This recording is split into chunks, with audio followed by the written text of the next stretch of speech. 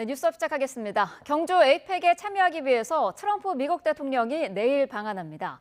한미 정상회담을 앞두고 미국은 무역협상 타결 가능성에 대해서는 신중한 입장을 보였는데요. 먼저 워싱턴에서 홍상희 특파원이 보도합니다. 경주 한미 정상회담이 열리는 29일까지 무역협상이 마무리될 수 있느냐는 질문에 미 재무장관은 신중한 입장을 보였습니다.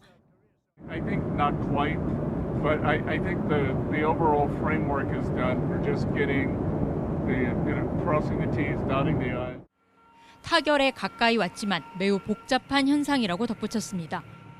일본으로 향하는 전용기 안에서 트럼프 대통령은 협상에 대한 구체적 언급 대신 조선업 협력 필요성을 강조했습니다. 미국의 조선업을 되살릴 거라며 수많은 회사가 미국에서 선박 건조를 시작할 거라고 말했습니다. 제이미슨 그리어 미 무역대표부 대표도 한국이 미국의 조선업 투자 계획을 가지고 있다면서 투자 이행 방안을 현재 논의하고 있다며 거들었습니다. 지난 9월 조지아주에서 일어난 한국 근로자 300여 명 구금 사태에 대해 트럼프 대통령은 자신은 이민 당국의 단속에 반대했다고 강조했습니다. The Koreans asked for any visa guarantees after that immigration raid. No, but you know how I feel. I was very much opposed. Look. 그러면서 외국 기업이 미국의 첨단 공장을 짓기 위해서는 전문가들을 데리고 올 수밖에 없다며 새로운 비자 계획을 마련하고 있다고 말했습니다. They've got to bring people in with them for a period of time. They'll teach our people how to do it, but even for a fairly long period of time, they're going to need expertise to be successful. We want them to bring in experts, and that's the way it is. 트럼프 대통령이 한미 조선업 협력과 전문직 비자 문제 해결을 강조하면서 이번 한미 정상회담에서 무역 협상을 타결하겠다는 의지를 보인 게 아니냐는 해석도 나오고 있습니다. 워싱턴에서 YTN 홍상입니다. 네, 이재명 대통령은 미국 언론과의 인터뷰에서 관세 협상의 핵심 쟁점이 여전히 교착 상태에 놓여 있다고 밝혔습니다. 에이펙 정상회의 기간 미국과 협상 타결이 쉽지 않을 거라는 전망이 잇따라 나오고 있습니다. 홍민기 기자입니다. 트럼프 대통령과 두 번째 한미 정상회담을 앞두고 이재명 대통령이 이번엔 미국 블룸버그 통신과 인터뷰했습니다. 지난 22일 CNN을 만나 한미 관세 협상 타결에 상당한 시간과 노력이 필요할 것 같다고 언급한 데 이어 주요 외신에 또 생각을 밝힌 겁니다. 이 대통령은 대미 투자금으로 정한 3,500억 달러의 투자 방식과 규모, 시기 등 모든 것이 여전히 쟁점 사항이라고 설명했습니다. 미국은 자국 이익을 극대화하려 하겠지만 한국의 파국적인 결과를 초래할 정도는 아니어야 할 거라고 못 박았습니다. 다만 협상이 지연된다고 해서 꼭 실패를 뜻하지는 않는다며 인내심을 갖고 기다려달라고 강조했습니다. 타결이 매우 가깝다는 트럼프 미국 대통령과 달리 시간에 쫓겨 국익을 해치는 협상은 하지 않을 거라는 의지를 거듭 내비친 걸로 풀이됩니다. 실제로 한미 양국은 미국의 관세율 인하 대가로 우리가 약속한 3,500억 달러 규모 대미 투자 펀드 가운데 현금 직접 투자 비율을 놓고 신경전을 벌이고 있습니다. 미국은 8년간 연 250억 달러씩 모두 2천억 달러를 요구하는 반면 우리는 10년간 연 150억 달러를 마지노선으로 제시하며 맞서는 걸로 알려졌습니다. 미국이 250억 달러 요구하는 것은 사실 맞는 것 같은데 장관님 이 내용이 맞습니까? 그런 논의가 있습니다. 지금 현재. 대통령실 내 경제 안보를 담당하는 국가안보실 3차장도 에이펙 기간 관세 협상 타결이 어렵다는 전망에 힘을 실었습니다. 저는 현재 관세 협상에 현재 진행되는 걸 볼 때 이번에 바로 타결되기는 좀 어렵지 않나 생각합니다. 다만 아예 협상 결과물이 없는 노딜은 정부 입장이 아니라며 협상단이 타결을 위해 마지막까지 노력할 거라고 강조했습니다. 미국 측은 큰 이견이 없는 안보 의제를 통상 의제와 함께 발표하자며 사실상 협상의 지렛대로 삼고 있는 것으로 알려졌습니다. 평행선을 달리는 논의가 한미 정상의 담판을 통해 돌파구를 찾을 수 있을지 주목됩니다. YTN 홍민기입니다. 네, 경주에서는 모레 미중 정상회담도 열리는데요. 트럼프 미 대통령은 중국과 합의에 도달할 거라면서 협상 최종 타결 가능성을 더욱 높였습니다. 워싱턴에서 신윤정 특파원이 보도합니다. 아시아 순방 중인 도널드 트럼프 미국 대통령은 시진핑 중국 국가주석과의 회동을 앞두고 미중 협상이 합의에 이를 것으로 생각한다고 말했습니다. 말레이시아에서 일본으로 이동하는 대통령 전용기 안에서 시 주석을 향해 존경한다는 표현을 사용하며 최종 타결 기대감을 드러냈습니다. I have a lot of respect for President Xi, and we are going to, I think we're going to come away with a deal, but I really feel good. 전날 미중 무역 대표단은 이틀간의 협상 끝에 중국은 희토류 수출 통제를 1년 유예하고 미국은 대중국 100% 추가 관세를 유예하는 내용 등의 기본적 합의를 이룬 것으로 보입니다. 트럼프는 내년 초 중국을 방문할 계획임을 거듭 확인하며 시 주석의 방미 가능성도 시사했습니다. In the earlier part of the year, and President Xi will be coming into maybe Washington or Palm Beach or someplace sometime after that. 트럼프는 중국의 인기 동영상 플랫폼 틱톡의 미국 사업권 매각과 관련한 최종 합의도 시 주석과 만난 뒤 가능할 것이라고 덧붙였습니다. 미중 정상회담을 앞두고 양국 외교 사령탑은 전화통화로 의제 사전 조율에 나섰습니다. 왕이 중국 공산당 외교부장은 걸핏하면 압박하는 방식을 벌인다면 양국 관계는 앞으로 나아갈 수 있을 것이라고 뼈있는 지적을 한 뒤 양국 관계 발전을 위한 조건을 조성하길 바란다고 덧붙였습니다. 마코 루비오 미 국무장관은 미중 관계는 세계에서 가장 중요한 양자관계라며 세계의 긍정적인 신호를 발신하길 기대한다고 말했습니다.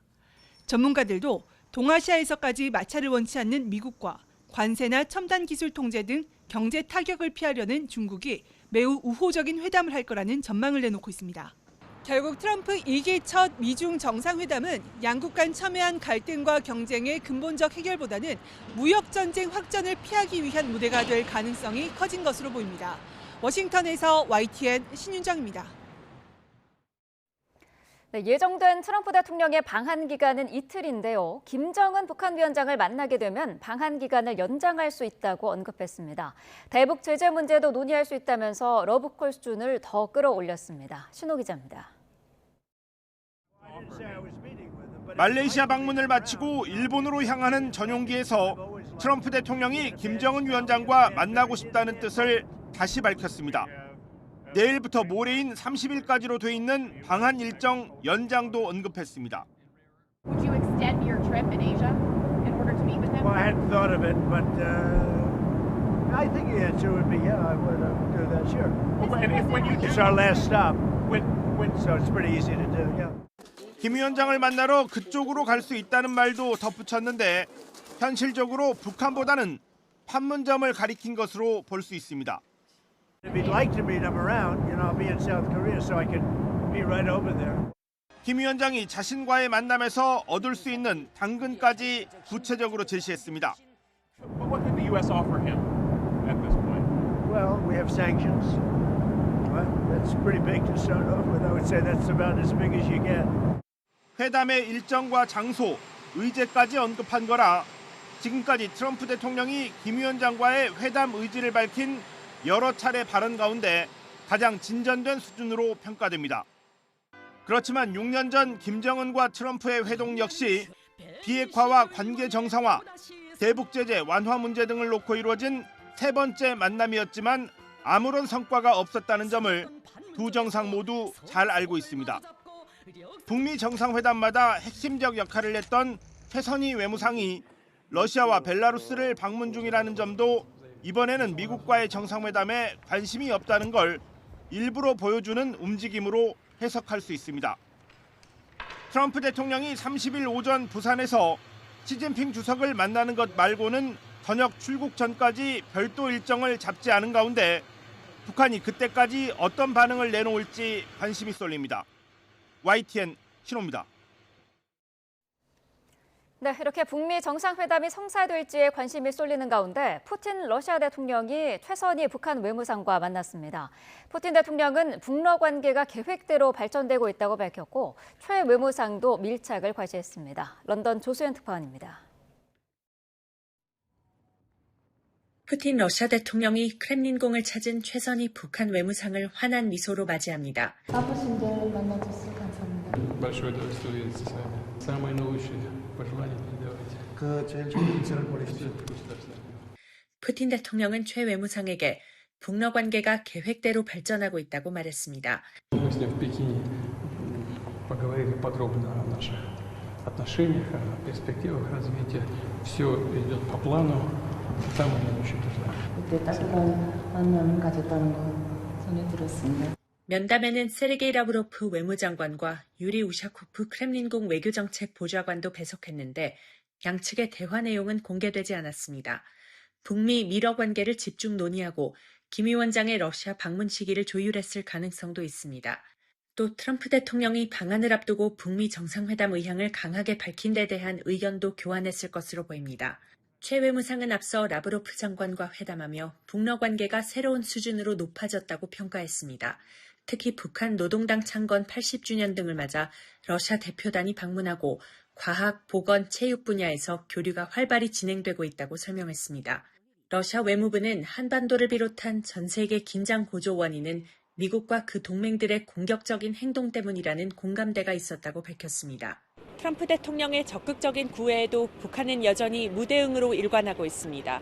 특히 대외 정책을 총괄하는 최 외무상이 29일까지 벨라루스에서 열리는 안보회의에 참석할 예정이어서 성사 가능성이 크지 않다는 관측도 나옵니다. 런던에서 YTN 조수연입니다.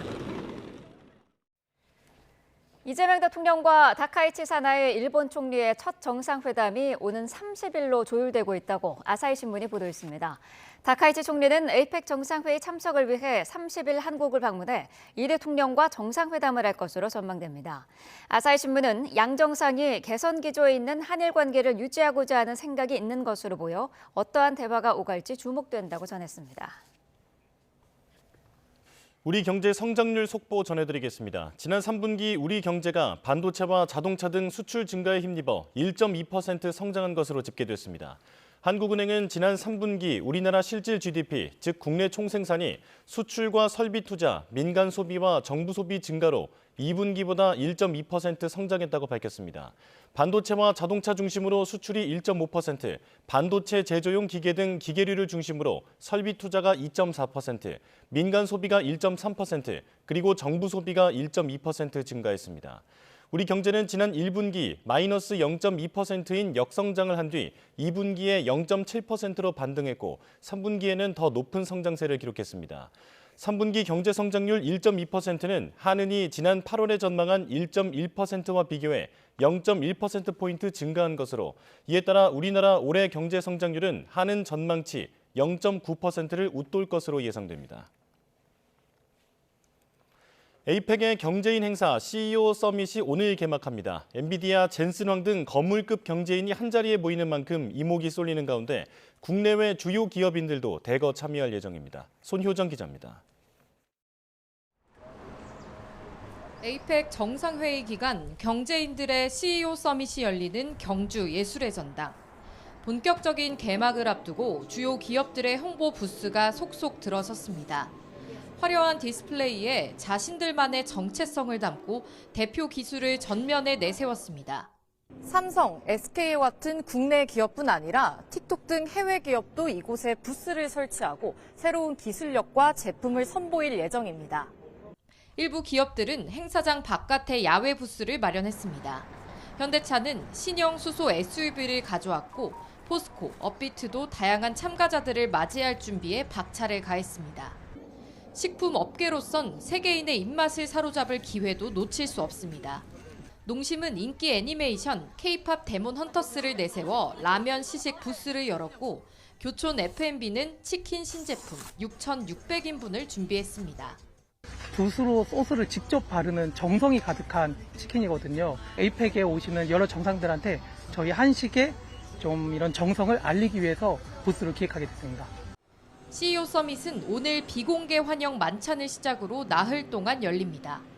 젠슨황 엔비디아 최고 경영자를 비롯해 국내외 경제인 70여 명이 인공지능과 반도체 등 다양한 주제로 강연과 토론에 나섭니다.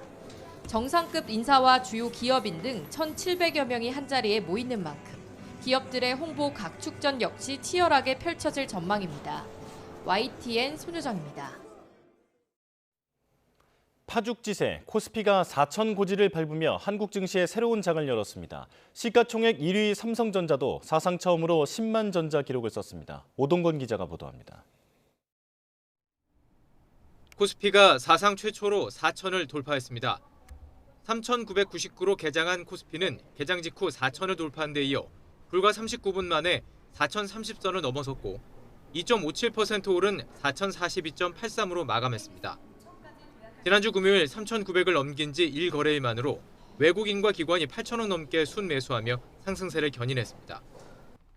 2005년을 2,400으로 출발한 코스피는 연초 대비 68% 상승률을 기록했습니다. G20 국가 중 최고 상승률입니다. 미 연준의 금리 인하와 미중 무역 협상 타결을 향한 기대감에 지난주 금요일 뉴욕 증시가 모두 사상 최고치로 마감하자 훈풍이 국내로 이어졌습니다. 반도체 호황에 대한 기대감도 주가를 끌어올렸습니다. 많은 이제 전문가들이 하는 얘기는 이제 28년도 돼야 공급이 는다. 그러니까 공급은 줄고 이렇게 수요는 느는 사이클이 이제 27년까지 이어진다는 거죠. 그런 관점으로 보면 이 반도체 업황 자체는 뭐 적어도 내년까지는 굉장히 좋은 그림이 계속 이어지지 않겠냐 이렇게 생각합니다. 반도체 투톱의 활약이 두드러졌습니다. 삼성전자는 이재용 회장 취임 3주년을 맞이한 날 사상 처음으로 10만 원을 돌파했습니다. 삼성전자는 3.24% 오른 10만 2천 원으로 마감했고 SK하이닉스도 4.9% 상승한 53만 5천 원으로 사상 최고가를 새로 썼습니다. 에이펙 정상회의에 참석하는 트럼프 대통령이 조선소를 방문할 수 있다는 가능성에 조선주도 일제히 상승했습니다. 코스닥도 2.22% 올라 1년 6개월 만에 900선을 회복했습니다. YTN 오동건입니다.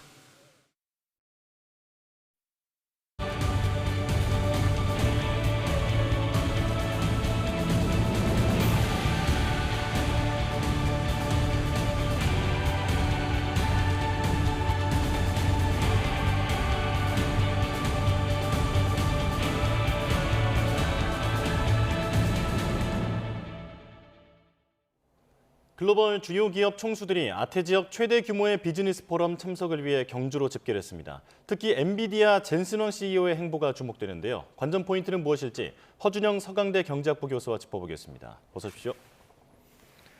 자, 국내외 주요 기업 총수들이 경주에 집계를 합니다. 말 그대로 글로벌 빅샷이라고 불리는 인물들이 모이는데요. 자, 에이펙 CEO 서밋 어떤 행사입니까? 이게 에이펙의 정상회담, 정상회의 바로 이전에 열리는 부대 행사인데요. 이게 아태 지역에서 열리는 가장 큰 연례 비즈니스 포럼입니다. 이 회원국의 정상들만 오는 게 아니고 여러 글로벌 CEO들이 참석해서 현재 돌아가고 있는 여러 글로벌 경제 이슈들이나 향후의 미래 먹거리 산업 관련된 얘기들 이런 것들에 대해서 교류를 하는 그런 자리로 이번에도 1,700여 명 정도의 참석자가 예상되고 있습니다. 그렇다면 가장 주목받는 기업인은 누가 있습니까? 아무래도 흥행의 보증수표는 젠슨왕 엔비디아 CEO가 될 것 같고요. 뿐만 아니고 사실은 메타나 아마존, 구글 이런데 그 CEO나 CEO에 준하는 지역 아태 지역 지사장 이런 분들이 오시고요.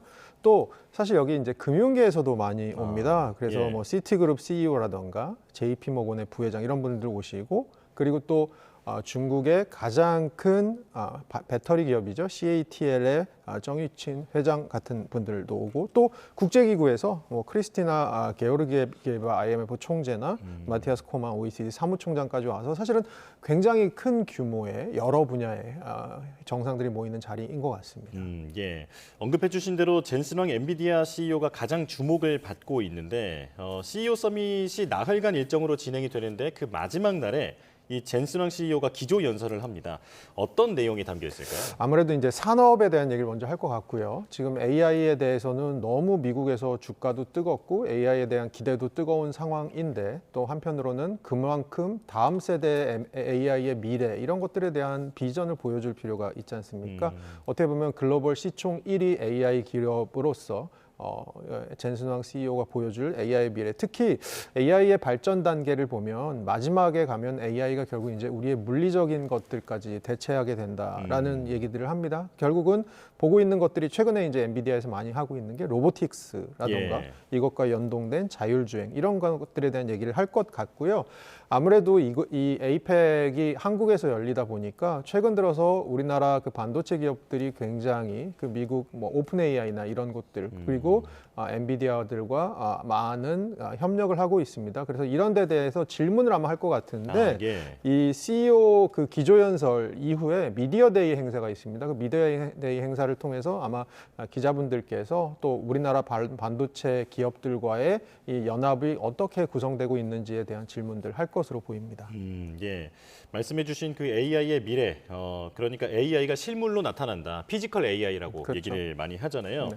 지난번에 샘 올트먼 오픈 AI 대표가 왔을 때는 스타게이트 프로젝트가 주목이 받으면서 삼성전자와 SK 하이닉스의 주가가 크게 뛰기도 했었는데 이번에도 지금 젠슨왕 회장과 만날 가능성이 있잖아요. 네, 어떻게 전망하십니까? 그러니까 뭐 아무래도 이 SK 하이닉스 그리고 삼성전자 CEO랑은 만날 것 같고요. 네. SK 하이닉스는 지금 납품을 이미 HBM을 하고 있는 상황인데 계속해서 차세대 그래서 다음 세대의 HBM들을 내고 있는 상황 이런 것들에 대한 질문이 갈 것 같고요. 예. 삼성전자 같은 경우는 사실은 이제 HBM 이제 납품이 거의 임박했다. 엔비디아의 소위 퀄 테스트를 통과했다라는 얘기들이 이제 나오고 있는 상황이니까 이런 것들에 대해서 삼성전자 향후에 어떻게 엔비디아와 공동 전선이 갈지 이런 것들에 대한 질문이 구체적으로 있지 않을까 싶습니다. 그리고 그것을 통해서 또 우리나라 뭐 주가 지수 이런 것들에 굉장히 또 영향을 줄 가능성도 있을 것 같습니다. 예. 그리고 앞서 언급해 주신 인물 중에 CATL 세계 1위 배터리 업체죠. 이 기업의 정유친 회장도 이번에 참석을 합니다. 이제 현대차 정의선 회장과 만날 수 있다라고 하는데 어떤 부분의 협력이 기대됩니까? 그러니까 이제까지 그 CATL이 사실은 어떤 회사냐면 중국 이외, 중국 외부에서 그 글로벌 시장 점유율이 한 27.5%로 전 세계 1위인 그런 회사 그 배터리 회사입니다. 근데 이제 현대차가 이 CATL 배터리를 이용하긴 했었는데 이 CATL 배터리의 좋은 점, 장점은 다른 배터리 업계보다 납품 단가가 한 10%에서 20% 정도 쌉니다. 그렇게 봤을 때는 가격 경쟁력을 좀 붙일 수 있는 부분이 있는데 최근 들어서 현대차가 원래는 좀 저사양 그 전기차에다 이 CATL을 넣다가 요거를 이제 조금 고사양에다가 또 넣으려고 한다라는 얘기가 있고 요걸 갖고 뭘 하려고 하느냐? 전 세계 1위 그 전기차 시장은 중국입니다. 근데 2위가 유럽이거든요. 그래서 유럽 시장을 공략할 때 현대차가 CATL과 좀 손을 잡고 납품 단가를 약간 낮춘 배터리 등을 탑재함으로써 사실 중국의 지금 유럽 시장의 전기차 공략이 굉장히 무서운 상황이거든요. 여기에 이제 대응을 하는 방식으로 가지 않을까라는 예상이 나오고 있습니다. 예. 유럽 시장의 그 전기차 시장 점유율을 좀 확대하기 위해서 지금 CATL과 협력할 가능성이 있다라고 언급을 해주셨고요. 자, 그리고 삼성전자가 이번에 2번 접는 스마트폰을 공개하는데 지금 세계 최초로 지금 공개를 하는 상황이죠. 네, 맞습니다. 이 트라이폴드라고 하는데요. 저희 보통 이제 한 번 접는 폴더블 폰은 많이 쓰시는데 이제 트라이폴드라고 하는 게 기본적으로 저희 쓰는 정도의 크기의 핸드폰인데 이걸 펴면 태블릿 정도의 크기가 나오는 그런 핸드폰이라고 생각을 하시면 되고 그만큼 2번 접기 때문에 굉장히 많은 기술력이 요구되는 상황입니다. 사실 근데 삼성전자 입장에서는 요거를 계속 하고는 싶은데 두 가지 정도 이슈가 있을 것 같습니다. 첫 번째로는 이 폴더블 폰에 대한 전 세계의 좀 점유 자체가 약간 지금 떨어지고 있는 수요가 떨어지고 있는 상황이긴 합니다. 그래서 삼성전자는 이 트라이폴드 폰을 통해서 조금 고사양으로 그리고 약간 더 고가 전략으로 가겠다라고 하고 있는 것 같고요. 두 번째로는 최근에 화웨이나 모토로라 같은 기업들이 폴드 폰에서 굉장히 잘하고 있거든요. 삼성전자 점유율이 좀 떨어지고 있는데 이것에 대해서 한번 이번에 새로 발표하는 폰을 통해서 좀 다시 점유율을 올리는 방향으로 한번 가보겠다 이런 생각 갖고 있는 것 같습니다. 예, 어떤 기술력을 과시하는 그런 자리가 되지 않을까 전망이 되는데요. 자, 한미 관세 얘기로 넘어가 보겠습니다.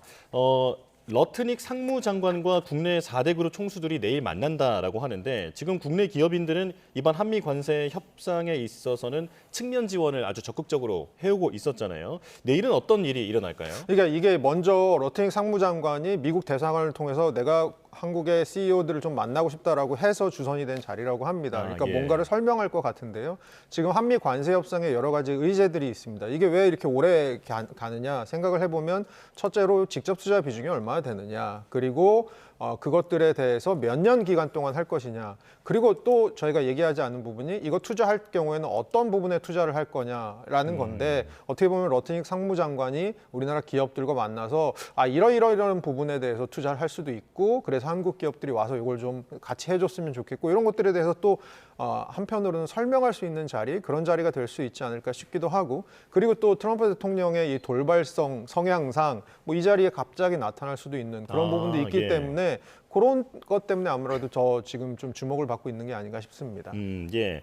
지금 3,500억 달러 대미 투자 펀드의 쟁점에 대해서 몇 가지 짚어주셨는데 지금 한미 양측이 사실 이번 에이펙을 계기로 한미 정상이 만나서 어떤 타결될 가능성을 처음엔 높게 점치다가 갈수록 메시지가 조금씩 부정적으로 변하고 있는 것 같습니다. 지금 상황 어떻게 보고 계십니까? 그러니까 한 열흘 전만 해도 그 스캇 베센트 미국 재무장관이 이거 에이펙 전까지 아마 될 것 같다. 열흘 안에 뭔가 나올 것 같다라는 얘기를 했었는데 요것들이 최근 들어서 분위기가 조금 바뀌면서 생각보다 디테일에 있어서 조금 서로 안 맞는 부분, 서로 요구사항이 좀 다른 부분이 있지 않나. 가장 최근의 발언은 트럼프 대통령이 미국은 준비됐다. 한국만 전향적으로 조금만 생각을 해주면 미국은 준비됐다. 그 얘기는 무슨 얘기냐면 양국 사이에 지금 서로 협상안에 거리가 있고 그리고 미국 입장에서는 이제 한국이 우리 딜 받아라고 하는 게 지금 미국의 입장인데 그거는 아까 제가 말씀드린 것처럼 직접 투자 어느 정도 할지 몇 년에 걸쳐서 할지 그리고 투자에 대한 손실이나 아니면 이익 같은 것들을 어떻게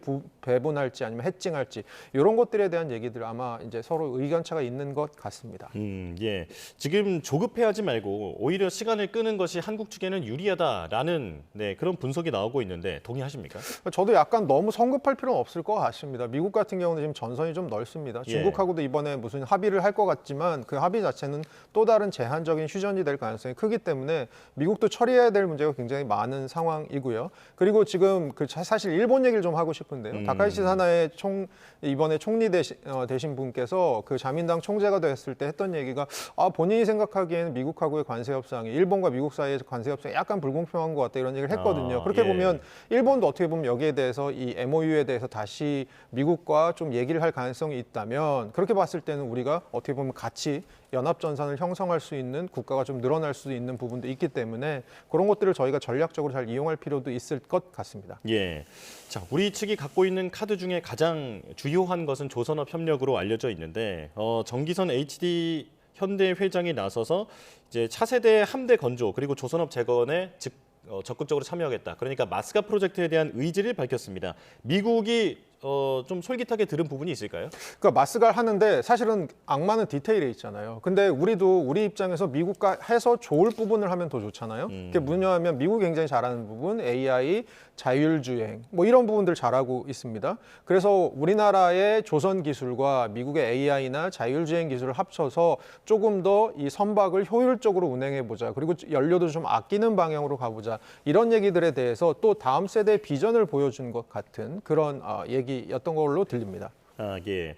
자, 그런데 조금 전에는 대미 협상 과정에서 일본과도 우리가 협력할 수도 여지가 있다 그렇게 말씀을 해주셨는데 사실 지금 트럼프 대통령이 일본과도 조선업 협력을 추진하고 있지 않습니까? 그렇다면 우리 측의 협상력이 약화하는 게 아닌가라는 우려도 지금 나오고 있는 상황인데요. 그런가 하면 중국이 한미 조선 협력을 공개적으로 견제하고 있기 때문에 이런 영향까지 고려하면 오히려 일본이 마스가 프로젝트에서 좀 더 앞서갈 수 있다라는 지적도 있습니다. 어떻게 보십니까? 그러니까 일본이랑 우리가 잘하는 부분이 좀 다릅니다. 일본 조선업이 역사는 오래됐습니다만 최근 들어서는 그 규모 자체가 그 배를 만드는 조선소 같은 것들의 규모 자체가 우리나라처럼 이렇게 대형이 아닙니다. 그렇게 봤을 때는 미국에서 지금 원하는 것은 결국 아주 소형 선박에서부터 대형 선박까지 지금 항공모함 제외한 건 다 하고 싶은 거거든요. 그렇게 봤을 때는 그 니즈를 맞춰줄 수 있는 게 어떻게 보면 우리나라이고 그리고 중국과의 문제도 저희가 뭐 이번 계기를 통해서라든지 앞으로 향후에 계속해서 풀어야 될 부분은 또 풀면서 미국과 또 연합을 할 수 있는 부분을 해야 되지 않을까 싶습니다. 예, 우리 조선업 관련해서 협상력은 견조하다. 이렇게 보면 될 것 같고요. 자, 이제 코스피 4천 시대 얘기 보겠습니다. 어제 4천을 달성했는데 이제 전임 미답의 영역에 계속해서 이제 나아가고 있는 상황이잖아요. 이제는 이재명 대통령의 공약처럼 5,000피 언제 가느냐 이 부분이 주목되는데 앞으로의 전망 어떻게 보십니까? 그러니까 저희가 2,000에서 3,000 간 게 4년 정도, 4년이 아니죠. 14년 정도가 걸렸더라고요. 근데 이제 3,000을 다시 회복하고 나서 4천까지 오는 데는 불과 한 3개월, 4개월 정도, 그렇죠. 4개월 정도 걸린 것 같습니다. 예. 그러니까 최근 들어서 어쨌든 간에 처음에 저희 얘기했듯이 미국의 AI발 강세들이 우리나라 반도체 업체들까지 영향을 주면서 굉장히 주가가 뜨거운 것 같고요. 뭐 이 상황이면 그리고 앞으로 우리나라 반도체 업체들이 조금 아까 저기 뉴스 꼭지에도 나왔지만 향후에 1, 2년간 반도체 수급에 있어서는 좀 우위를 가질 수 있는 부분이 있기 때문에 그런 부분 생각해 보면 뭐 5천까지 가는 것도 뭐 그렇게 멀지 않은 문제일 것 같긴 한데 문제는 뭐 주식시장이 좋은 건 좋은 거지만 또 한편으로는 이제 실물 경제 부분도 저희가 좀 신경을 써야 된다라는 생각 듭니다. 예. 자, 삼성전자와 SK하이닉스 시가총액 1, 2위 기업이 이렇게 급등하다 보니까 지수까지 끌어올리게 된 건데 지금 앞으로도 좀 더 갈 수 있을 거다라고 보십니까? 네, 그리고 저희가 2021년 정도에 2020년 코로나 일어나고 나서 유동성 많이 풀렸을 때 유동성 장세가 한 번 있었는데 예. 그때 주가가 굉장히 뜨거웠는데 그때에 비해서 지금 어떻게 보면 기업들 실적은 특히 반도체 기업 실적은 굉장히 잘 나오고 있는 상황. 예. 어떻게 보면 지금은 유동성 장세이기도 하지만 실적 장세인 상황이기 때문에 그런 측면에서는 조금 더 갈 여지가 그리고 그 실적이 앞으로 좀 유지된다고 할 여지가 있기 때문에 앞으로 좀 더 갈 수 있지 않을까라고 저는 개인적으로 보고 있습니다. 예, 실적이 받쳐주고 있다라고 말씀을 하셨는데 그런데 그 3천에서 4천까지 가던 그 4개월 정도를 좀 면밀히 보면 사실 하락한 종목이 더 많더라고요. 그러니까 수급이 한쪽으로만 쏠린다라고 볼 수 있을 텐데 왜 그렇습니까? 요거는 사실은 아까 말씀드린 것처럼 그 반도체 중심으로 지금 AI 반도체 중심으로 반도체가 되게 잘 나가고 있는 상황이어서 그리고 우리나라 그 주가 지수에서 시총 차지하는 비중이 반도체 기업들이 높기 때문에 어떻게 보면 좀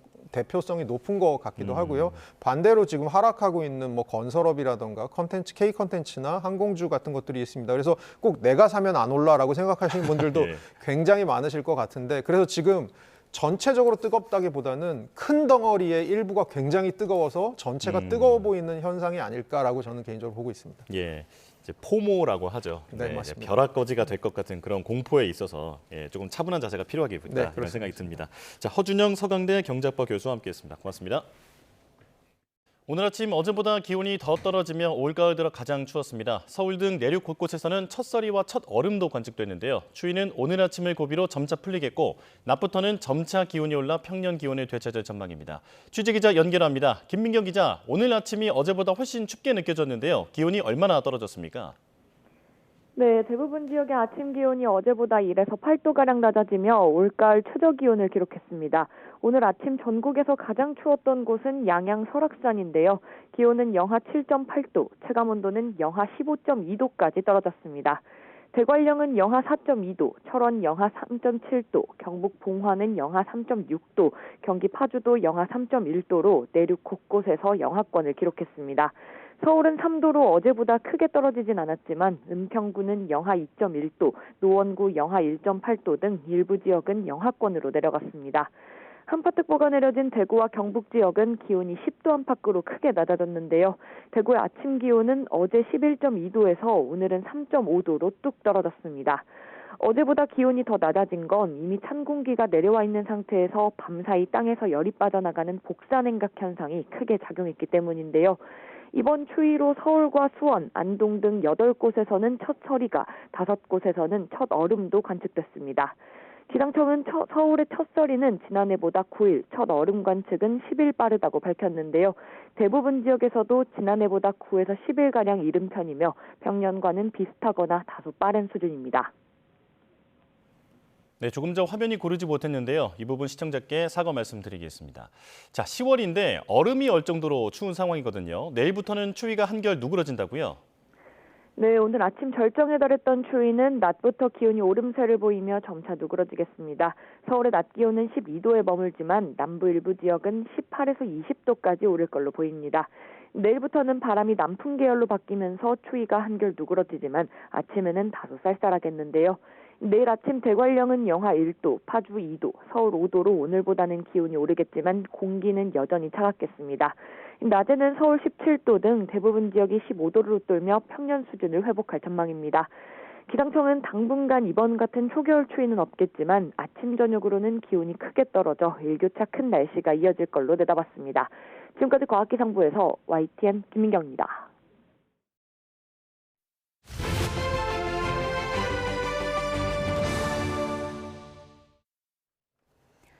내란 특검이 비상계엄 당시 주요 정치인을 체포하라는 글을 SNS에 올려 내란을 선전선동한 혐의로 황교안 전 총리에 대한 강제 수사에 착수했습니다. 하지만 압수수색은 자택 앞에서 대치한 끝에 8시간 만에 불발됐습니다. 신규혜 기자가 보도합니다. 황교안 전 총리 자택 앞 부정선거 음모론이 적힌 깃발이 나부끼고 입구는 취재진과 지지자들로 북적입니다. 황 전 총리를 상대로 한 내란 특별검사팀의 압수수색 현장입니다. 오전부터 경찰과 소방을 대동하고 압수수색 영장 집행을 시도했지만 황 전 총리와 지지자들의 반발로 8시간 만에 철수했습니다. 특검은 내란 선동 혐의로 고발된 사건이라며 황 전 총리의 계엄 당일 행적과 관련됐다고 설명했습니다. 황 전 총리는 지난해 12월 3일 비상계엄이 선포된 이후 우원식 국회의장과 한동훈 당시 국민의힘 대표를 체포해야 한다는 글을 올렸습니다. 나라를 망가뜨린 종북 주사파 세력과 부정선거 세력을 척결해야 한다고도 주장했습니다. 두 글 모두 비상계엄이 해제되기 전 작성됐습니다. 특히 황 전 총리의 지위를 고려했을 때 내란 사건의 주요 피고인들과 공모관계가 있을 수 있다는 점에도 특검은 주목하고 있습니다. 한 차례 압수수색이 불발된 특검은 조만간 황 전 총리에 대한 압수수색 영장 재집행에 나설 것으로 보입니다. YTN 신규입니다. 김건희 특검이 특검보 충원과 함께 수사팀 재편 작업에 들어갔습니다. 여러 논란으로 가라앉은 수사팀의 분위기를 쇄신할 기회이기도 했는데 부장검사 술자리 논란의 여파가 이어졌습니다. 우종훈 기자입니다. 김건희 특검에 추가 임명된 판사 출신 박노수, 김경호 두 특검보는 수사로 성과를 내겠다고 일성을 내놨습니다. 우리 김건희 특검팀이 수사에 더 탄력을 받아서 최선의 성과를 낼 수 있도록 열과 성을 다하겠습니다. 국민들께서 납득하실 수 있는 결과를 이루도록 특검님 그리고 특검 구성원들과 함께 최선을 다하겠습니다. 특검은 새 특검보 임명에 따라 이번 주 안에 수사팀 재편에 관한 윤곽을 마련한다는 방침입니다. 파견 검사들의 단체 복귀 성명과 민중기 특검의 주식 투자 논란, 양평 공무원 사망까지 최근 잇따른 논란으로 침체된 분위기를 쇄신할 기회였지만 도이치모터스 주가 조작 수사팀장이던 부장검사의 술자리 논란 여파가 계속됐습니다. 당장 한문혁 부장검사가 이종호 전 대표가 중요 수사 대상인 걸 알고도 특검 수사까지 관여한 데 대한 지적이 제기됐습니다. 이에 대해 특검 관계자는 한 부장검사가 진행한 사건 수사엔 문제가 없었다며 그 역할이나 기여는 수사 결과로 증명된다고 밝혔습니다. 특검이 사진을 입수한 이후 인사까지 열흘 정도 걸린 데 대해선 사진을 제보받은 수사팀이 경위를 파악했고 지휘부는 보고받은 당일 조치했다고 설명했습니다. 또 특검은 논란이 된 사진이 있는 휴대전화를 압수한 최상병 특검에 자료 협조 절차를 진행 중이었다며 사진이 있는 걸 미리 알고도 확보하지 않았다는 주장은 사실과 다르다고 해명했습니다. YTN 우종훈입니다.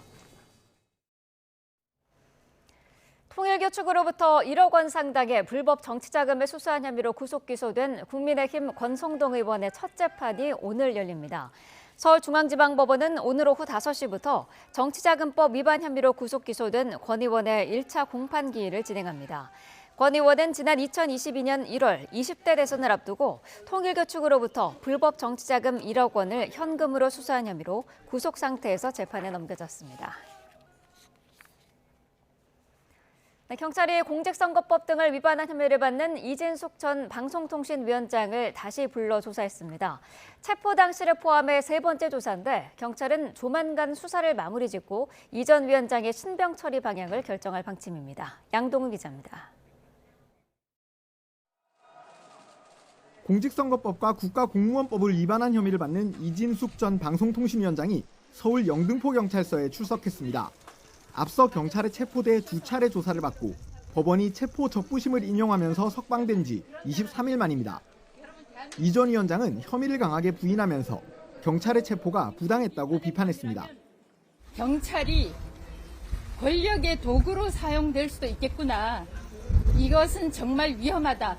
이런 생각을 했습니다. 이 전 위원장은 본인의 SNS에 올린 글과 보수 유튜브 출연, 국회 증언 등을 통한 발언이 특정 후보를 낙선하게 하려는 의도가 있거나 공무원의 정치 중립 의무를 어겼다는 혐의로 고발돼 수사를 받고 있습니다. 이 전 위원장 변호인은 조사가 더 이상 필요 없는 상황에서 경찰이 추가 소환 요구를 했다며 고발을 검토하겠다고 말했습니다. 3차 조사에서는 특별히 조사할 만한 내용이 없이 중복된 질문들만 있었기 때문에 불필요하게 출석해서 조사받을 것을 요구한 행위이기 때문에 직권남용죄에 해당된다고 판단해서 경찰은 체포와 수사 모두 적법하다는 입장입니다. 박성주 국가수사본부장은 이 전 위원장이 3회 이상 출석에 불응해 체포영장을 신청했고 검찰의 보안 수사 요구에 추가 출석 요구를 하는 등 적법 절차를 따랐다고 강조했습니다. 추가 조사까지 진행한 만큼 조만간 경찰이 사건 처리 방향을 결정할 것으로 보이는데 수사 적법성 논란은 당분간 계속될 것으로 보입니다. YTN 양동훈입니다. 올해 들어 캄보디아에서 한국인 실종 의심 사건이 160건을 넘어선 것으로 파악됐습니다. 경찰이 범죄 관련성을 수사하고 있는데 다음 달 미국과 캄보디아 등 10여 개국과 초국경 합동작전을 열고 단서 확보에 나설 계획입니다. 부장원 기자입니다. 캄보디아 사태와 관련해 경찰과 외교당국에 접수된 한국인 실종과 납치, 감금 의심 사건은 올해에만 513건입니다. 이 가운데 30%, 162건이 출국 기록만 남아있고 어디에 있는지 안전한지 파악되지 않는 것으로 드러났습니다. 범죄의 연루 가능성을 배제할 수 없는 겁니다. 여기에 그치지 않고 다른 동남아 국가에서도 비슷한 신고가 잇따르고 있습니다. 경찰이 지난 16일 시작한 특별신고 자수기간, 태국 11건, 베트남 8건, 필리핀 7건 등 8개국에서 33건이 범죄 당사자나 피해자 가족으로부터 접수됐습니다. 재외국민 집중 태스크포스를 꾸린 경찰은 이렇게 확보한 단서를 바탕으로 대상자 안전 확인에 주력하고 있습니다. 동시에 범죄 관련성도 면밀하게 살핀다는 방침으로 이를 위해 국제공조에 박차를 가하는 모습입니다. 우선 다음 달 중순 미국, 캄보디아 등 10여 개 국가와 초국경 합동작전을 펼치기로 했습니다. 당장 대대적인 범죄자 소탕 작전에 나서는 건 아니지만 피의자 검거와 범죄 수익 동결, 피해자 보호를 위한 실행 계획을 마련하고 주요 정보를 공유할 전망입니다. 경찰은 또 조만간 경찰 협력관 2명을 캄보디아 현지에 추가 투입하고 범죄 단지들이 주변 국가로 거점을 옮기는 풍선 효과에 대해서도 면밀히 살필 계획입니다. YTN 부장원입니다. 충남과 대전경찰청에서 수사받은 캄보디아 송환 피의자 31명이 검찰에 넘겨졌습니다. 경찰은 오늘 피의자 전원에 대한 검찰 송치를 마무리하고 이번 사건의 수사 결과를 발표하기로 했습니다. 오승우 기자입니다. 충남경찰청 수사로 캄보디아에서 송환돼 구속된 피해자는 모두 45명입니다. 이 가운데 30명이 먼저 검찰로 넘겨졌습니다. 범죄단체에서 활동하며 투자추천 대화방과 전화금융사기 등 각종 사기 행각을 벌인 혐의입니다. 범죄 수익만 90여억 원, 피해자는 100명이 넘는 것으로 알려졌습니다. 경찰은 피해자 수가 많아 차례대로 사건 기록과 신병을 검찰에 넘기게 됐다고 밝혔습니다. 경찰은 이들이 직책과 팀을 나누어 조직적으로 범행을 저지른 것으로 보고 있습니다. YTN은 변호인들을 통해 이번 사건의 실체를 추가로 확인했습니다. 한 국선 변호인은 피해자들이 여행이나 지인을 만나러 캄보디아로 넘어간 뒤 카지노에서 돈을 잃거나 좋은 일자리가 있다고 해 범행에 가담하게 됐다고 밝혔습니다. 이어 대부분 잘못은 인정하면서도 폭행을 당했다거나 윗선 지시로 국내 송환을 거부했다는 주장도 나왔다고 덧붙였습니다. 대부분은 이제 그 윗 직급에서 송환을 거부하라고 지시한 거에 따랐던 것 같습니다. 또 같은 범죄 이력을 가진 피해자도 있었고 송환된 이후 힘들어하고 있다는 진술도 나왔다고 전했습니다. 전과가 동종 전과, 그러니까 보이스피싱 전과가 있는 분들도 좀 있었습니다. 혼란스럽고 좀 많이 힘들어하는, 정신적으로 힘들어하고 있었습니다. 또 다른 전화금융 사기 사건으로 대전경찰청에서 수사받은 송환 피의자 1명은 사기 방조 혐의로 구속 송치됐습니다. 충남경찰청은 피의자 45명에 대한 송치를 마무리하고 이번 사건에 대한 수사 결과를 발표할 예정입니다. YTN 오승훈입니다. 네, 국민의힘이 국감대책회의에서 막바지 국정감사 진행 상황을 점검합니다. 여권의 사법개혁안 등에 대해서도 비판을 이어갈 것으로 보이는데요. 현장으로 가보겠습니다. 예, 어제 정청래 더불어민주당 대표가 에이펙 기간 동안 외국 손님이 오니 조용히 하자며 무정쟁 주간을 선언하자고 합니다. 지금 국민들은 집값 폭등과 대출 규제로 절규하고 있습니다. 서민들의 내 집 마련의 꿈이 짓밟히고 중산층은 세금 부담과 물가와 금리 부담에 허덕이고 있습니다. 그런데 정청래 대표는 이러한 국민의 고통은 외면한 채 입을 다물자라고 말하는 것입니다. 이재명 정권에서 저지른 경제 참사, 부동산 참사를 덮기 위한 침묵 강요이자 정치적 물타기라 할 것입니다.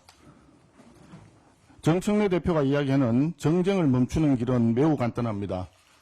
이재명 정권과 더불어민주당이 야당 탄압을 중단하고 국민의 삶을 짓밟지만 않으면 됩니다. 그동안 있어왔던 노란봉투법, 덧센상법 다시 원복시켜야 합니다. 중대재해처벌법 합리적 수준으로 재조정해야 합니다. 사법부 독립과 대법원장에 대한 강압적 침해 행위 중단해야 합니다. 검찰 해체 중단해야 합니다.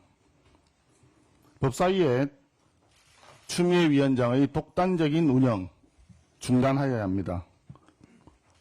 과방위의 최민희 위원장의 독단적 행위 마찬가지로 즉각 중단해야 합니다. 그리고 최근의 사태에 책임을 지고 최민희 위원장은 사퇴해야 합니다. 무고한 시민을 죽음에 이르게 만든 특검의 강압적 수사 중단돼야 되고 해체해야 합니다. 그렇게 되면 정치권은 자연스럽게 안정이 되고 국민은 평온을 되찾을 것입니다.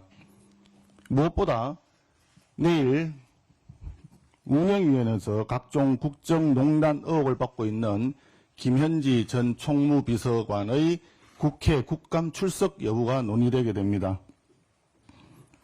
국민의 혈세로 운영되는 대통령실의 비선 의혹을 밝히는 것은 국회의 헌법적 책무이자 국민에 대한 최소한의 도리입니다. 김현지 전 총무비서관, 현 제1부속실장은 이러한 국민적 의혹을 해소하기 위해 반드시 국감에 출석해야 한다는 점을 다시 한번 강력히 촉구합니다. 과방위 사태에 대해서 말씀드리겠습니다.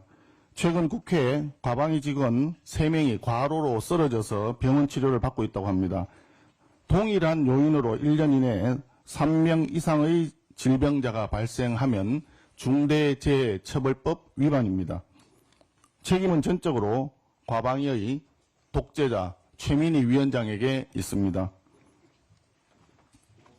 최민희 위원장이 일방적으로 주도하는 과방위의 살인적 일정은 이미 국회 안에 악명이 잦아있습니다. 작년 7월 이진숙 방통위원장에 대한 인사청문회를 유례 없이 3일간 계속 강행군을 함에 따라 방통위 직원이 과로로 쓰러진 일도 있었습니다. 최민희 위원장의 머릿속에는 딸의 결혼식을 핑계로 피감 기관들의 돈을 갈취할 궁리뿐이었고 본인의 강압적 독재적 운영으로 인해서 피해를 받는 직원들에 대해서는 눈꼽만큼도 관심이 없었다는 얘기입니까? 한편 사진에 찍힌 축의금 명단에 올라 있다고 추정이 되고 있던 이준석 개혁신당 대표는 어제 아침까지도 아직 축의금을 돌려받지 못했다고 얘기했습니다. 최민희 위원장이 언론에 보도되고 난 이후 부랴부랴 거짓말을 꾸며냈을 가능성이 농후합니다. 따라서 수사기관이 나서서 수사를 해야만이 진실을 확인할 수 있을 것입니다.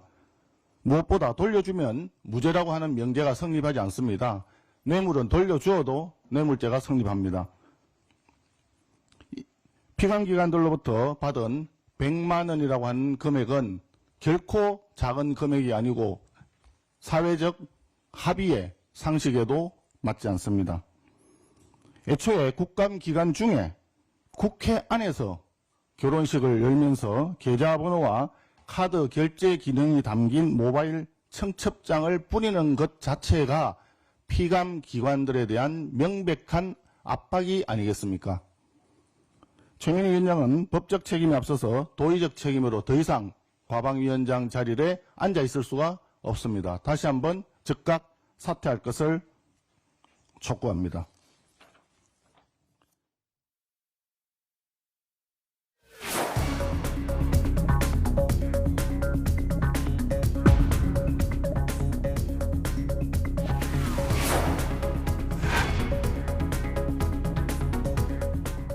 전 세계인 앞에서 우리끼리 싸우지 맙시다.